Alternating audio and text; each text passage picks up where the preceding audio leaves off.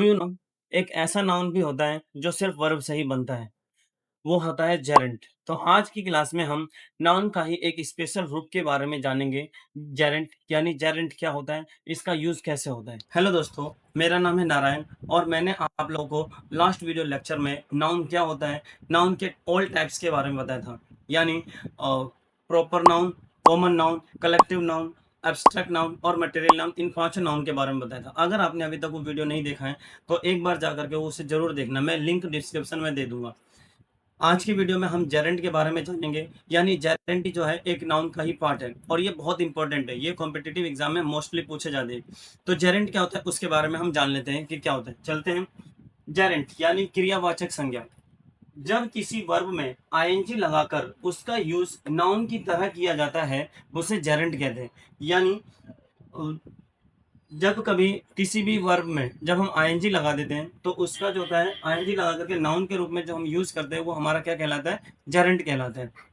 Important to know, ये बहुत जरूरी है आप लोगों को जानना, क्या कि किसी भी वाक्य में सब्जेक्ट या तो संज्ञा होता है या फिर सर्वनाम होता है। यानी in a sentence subject is either a noun और अ प्रोनाउन। यानी किसी भी वाक्य में सब्जेक्ट या तो सिर्फ नाउन ही होगा या फिर प्रोनाउन होगा, इसके अलावा कुछ नहीं हो सकता। जैसे adjective, verb, adverb, preposition, conjunctions, ये सारी चीजें जो होती है हमारे सब्जेक्ट नहीं होते, इनमें से कोई भी हो ही नहीं सकता। सब्जेक्ट में सिर्फ हमारा या तो संज्ञा होगा या सर्वनाम होगा, यानी या तो नाउन या फिर प्रोनाउन होगा। इसके कुछ एग्जांपल देखते हैं, समझते हैं। एग्जांपल क्या है, सफलता बहुत जरूरी है। यानी सक्सेस इज वेरी इंपॉर्टेंट।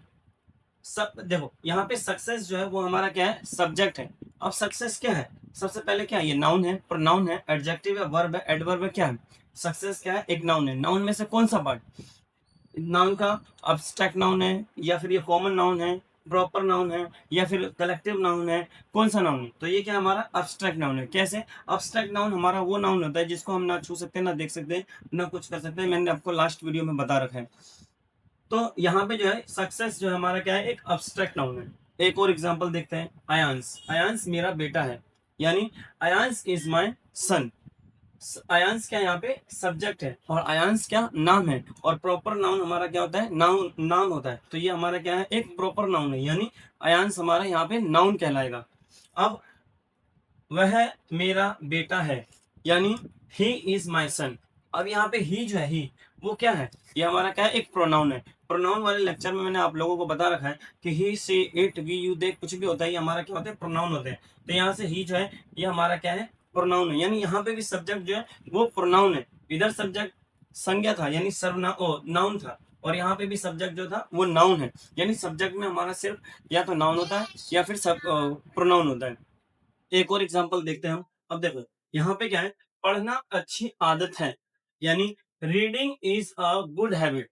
अब यहाँ पे देखो, रीड जो होता है वो क्या होता है, हमारा एक वर्ब है। और आप यहाँ पे क्या कह सकते हैं कि कहेंगे कि रीड जो है हमारा नाउन या प्रोनाउन हो ही नहीं सकता, क्योंकि रीड जो है हमने वो वर्ब की क्लास में पढ़ा था, यानी ये रीड जो है वो हमारा क्रिया है। तो आप यहाँ पे ये कैसे यूज कर सकते हैं। तो यहाँ पे जो है रीड के साथ मैंने क्या करा, आईएनजी लगा दिया है। तो रीड के साथ जो आईएनजी जब लग जाता है तो वो एक क्या कहलाता है, एक तरह का नाउन कहलाता है, यानी वो जेरेंट कहलाता है। और यही हम इस क्लास में पढ़ रहे हैं।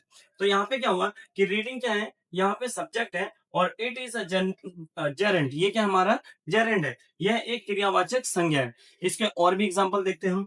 देखो, running is good for health, यानी रनिंग जो है वो हेल्थ के लिए अच्छा होता है। Gyming is my routine, playing guitar is my love, loving you is my habit, smoking is injurious to health, यानी स्मोकिंग जो है तो हेल्थ के लिए इंजीरियस होता है, घातक होती है। Speaking is more important, speaking जो है वो बहुत जरूरी होता है। तो ये जो है हमारा जो है एग्जाम्पल है इसके जेरेंट के। तो उम्मीद करता हूँ कि आज की क्लास जो है आपको अच्छे से और बेहतरीन तरीके से समझ में आया होगा।